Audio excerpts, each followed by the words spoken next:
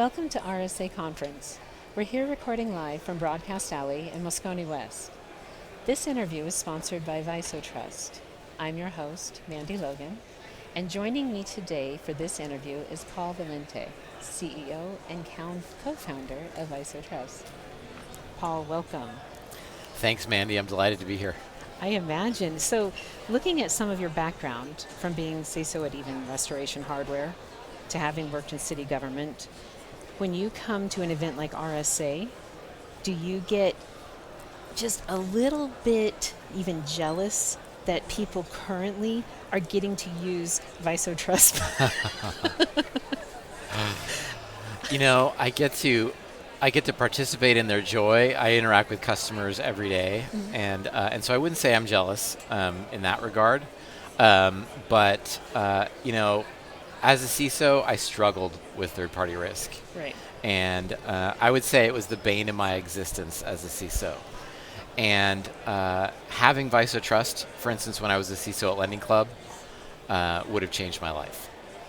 Okay, give us a very fast synopsis then of VisoTrust. What is your favorite way to describe what you're actually providing? Yeah. For CISOs, we make third-party cyber risk management dead simple. And, when I think about TPRM and I think about essentially the risks that nth-party ecosystems pose to companies today, I see this as the single largest risk. And that was a revelation for me when I was at Lending Club. The way that I stumbled into that, I'd been with Lending Club for over 6 years. I built a security program. I knew the company, I knew the business, I knew the data inside and out. And I remember on a Tuesday morning, in executive staff meeting led by our CEO, Scott Sanborn, he'd heard about a breach in the news, probably about an hour earlier. And he turned to me and he said, "Paul, are we impacted?" Right, in front of the entire C-staff. And like I said, I knew everything about the company. But unfortunately, we had thousands and thousands of vendors there, and we were in the thousands before we even started assessing them. And our assessment processes were slow and labor intensive, and like many companies relied on questionnaires, so they were not very meaningful, right? And so he wanted answers, but unfortunately all I had were questions. Like, I didn't know what data of theirs they had. This was Dropbox, which they had another breach just a couple of days ago. I didn't know whether the data was encrypted or not. I didn't know whether we'd read their SOC 2. And so that led me to really look at third-party risk and realizing the size of not only our nth-party ecosystems, but how quickly that footprint was increasing. I realized not only is this the worst problem in cybersecurity, but this is the problem that has the worst solution.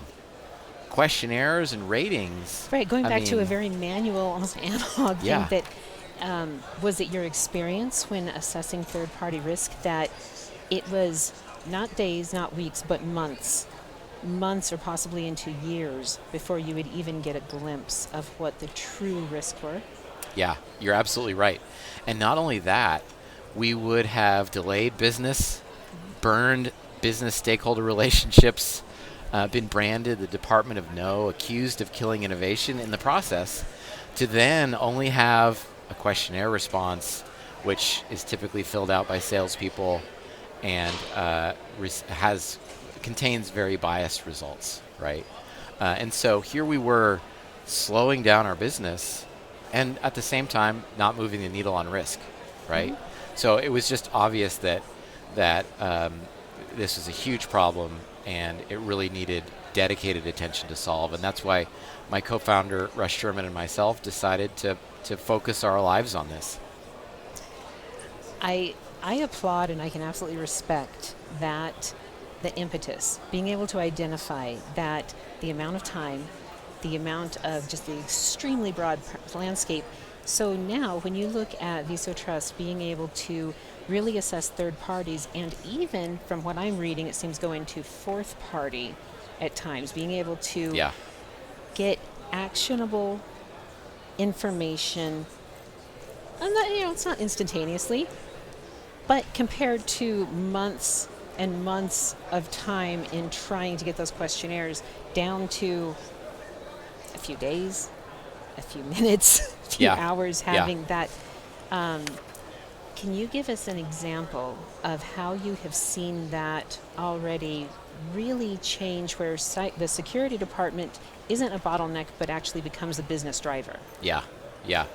Yeah, that's a great question. And when I think about, today we have successful customers really in every industry vertical and locales across the globe, including some of the largest banks and most mature TPRM programs. And when I think about customers like Notion, like Cruise Automation, part of GM here in the Yeah. city, Instacart, Gusto, Upwork, um, many of them come to us. They have scoped down their TPRM programs to only assess those businesses that their company is determined to be most critical. And the reason that they do that is so that they can demonstrate compliance. They can have some shot at demonstrating compliance with their own policies, right? And TPRM is so broken that they fail at that, right? And good example, Cruise Automation, cycled through different teams, cycled through different tools, eventually bypassed by the procurement process by the business just because they couldn't keep up, right? Came to us with a backlog of those most critical. We eliminated that backlog in the first 60 to 90 days. Then seeing how fast, how efficient, how in the hands of their business owners, quickly delivering information could lead to better decisions, they started piping all new relationships, right? And for the first time, being put in the position to reflect not only just those business critical relationships, but really their entire potential risk ecosystem, and seeing how they could also incorporate, as you mentioned, nth party risk, right, through the risk network feature and through our AI-based detections of fourth party relationships, and but to really put the icing on the cake, them telling us in their testimonial, which they did a wonderful case study for us, that not only had they eliminated over 90% of the operational effort, but they had reinvented the image of their security team, essentially having other teams reach out to them and say, wow, we really need to up our game, and being held as essentially the poster child for innovation and automation to which other teams aspired. Hearing that, which, that was the opposite of what my experience was when I was the CISO at Lending Club. And so, again, that would have been life-changing for me. And so that is hugely rewarding to be delivering, for my co-founder and I, delivering the solution that we'd wish we'd had, when we were in their shoes. Absolutely. What I'm hearing, and part of it is you're able to then look at the security team and go, wow, they're becoming like the brick house. They're becoming that sentinel, like that complete, hardened and capable and forward-thinking, not just reactionary team. So with that, in the alerting, the information that comes through checking all the third-party risks, do the third parties, do the vendors also get reflexive benefits? They do. They do. One really big difference for us against kind of the myriad of TPRM solutions that are out there is that vendors actually love interacting with our platform.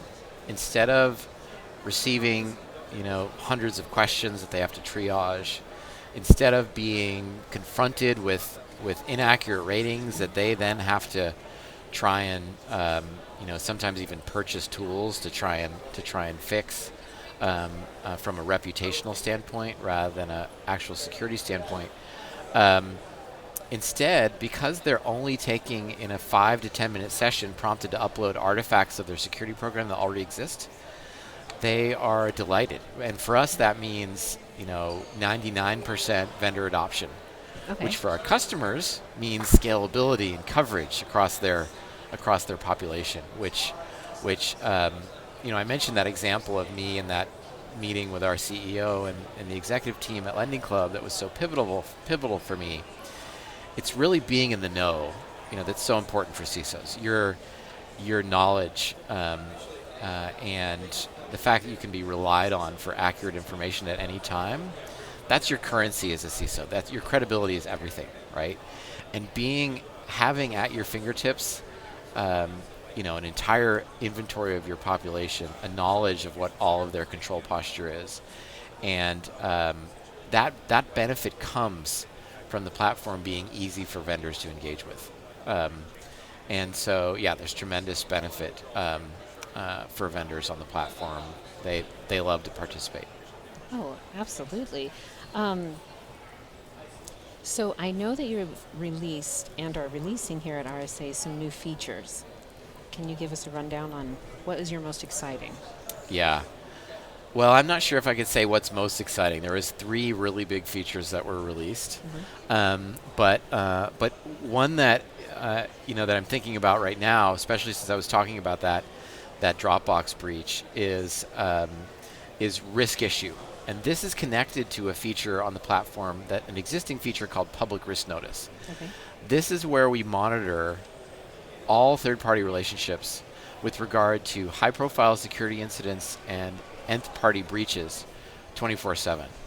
We monitor websites, we monitor various data feeds, we monitor things like 8K filings. It's very, very comprehensive. What we released at RSA is a feature that builds on that called Risk Notice. And Risk Issue. Okay. What that does is, with regard to your population, if there's a particular breach or high-profile incident, it now becomes an issue on the platform, and you're instantly in a position to understand how your third parties and your nth parties may be impacted and how you may be impacted as a result, and to interact with the third party on the platform to essentially work that issue to resolution. This is very, very powerful for our customers. We also, in the third-party response flow, we've integrated our artifact intelligence directly into that flow. That's another key feature here at RSA today. And that's constantly updating. I mean, that's basically real-time updating. Right. And that allows, as vendors are interacting with the platform and uploading artifacts, they're in real time analyzed for control coverage. And if there's controls that are in scope based on the unique way that you're doing business with that third party that haven't been addressed by their artifacts, they'll be prompted immediately for additional artifacts or additional information. So, that's something that makes our assessments not only highly comprehensive, but also highly defensible, if you will, right?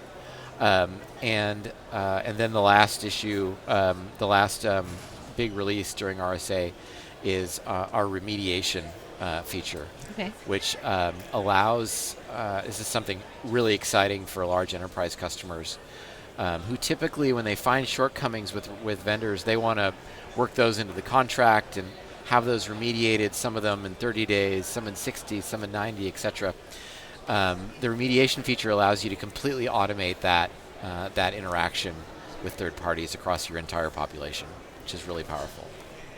Well, this has been fascinating. Thank you so much, Paul, for joining us. And My pleasure. Very much look forward to seeing more in the launch. And it sounds like getting more security practitioners and CISOs to have sleep-filled nights instead of trying to follow it on Peace their of own. mind and helping CISOs sleep at night. Well, please check out more at securityweekly.com/VisoTrust. Thank you on behalf of Security Weekly. Thank you, Paul, for being with us. And that's a wrap from RSAC. Thank you, Mandy. Thank you.